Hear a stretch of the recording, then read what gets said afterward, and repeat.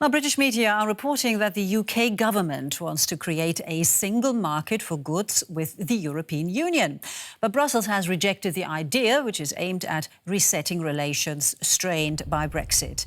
The EU is insisting on freeing up trade through either a customs union or the existing European Economic Area.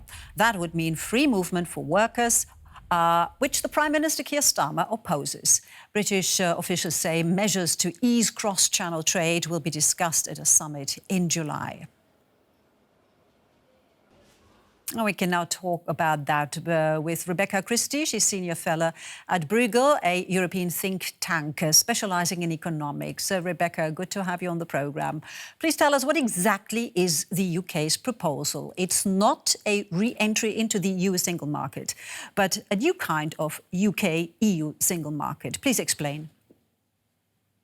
The UK has not put forward a formal public proposal. Instead, it has been reported in British media that UK government officials in the current Labour government would like to float the idea of a single market for goods. Since it isn't a formal proposal, we don't know exactly what that means, but usually it means they would like people to be able to buy and sell things without hitting customs, without having to pay duties or equalize VAT or things like that at the border, without making any other changes to the status quo.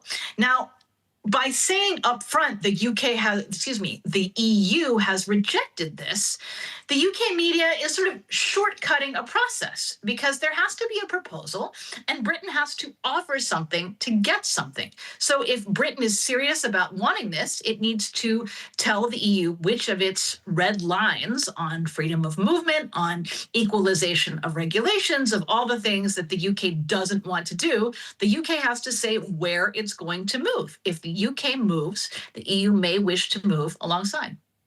Now, then tell me just what's stopping the UK from joining the European Economic Area. That is something that Brussels would suggest.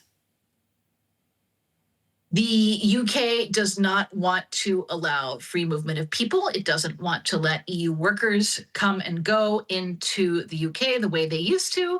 There's also concerns about the European Central Bank and other concerns about regulatory alignment. The UK wants to be able to diverge. They see that as the main benefit of Brexit. And all of these talks about rapprochement, as long as they want to maintain that ability to go their own way, they're stuck going their own way. Just briefly, if you would, I mean, why is the UK coming up with such an idea now? Keir Starmer, who is the Labour Party leader and the current Prime Minister, is under tremendous pressure from within his own party. There's a real question of, can they find anyone to replace him while retaining the premiership? And also from Nigel Farage's Reform Party. The Reform Party in the UK is sort of a general, we're fed up and we're not going to take it anymore party. It remains to be seen if they're a flash in the pan or if they will actually become a bigger presence in the national parliament. Right. And its leader, of course, Nigel Farage, being the one who took Britain out of the EU in the first place. Rebecca Christie, Senior Fellow at Bruegel, thank you so much for that.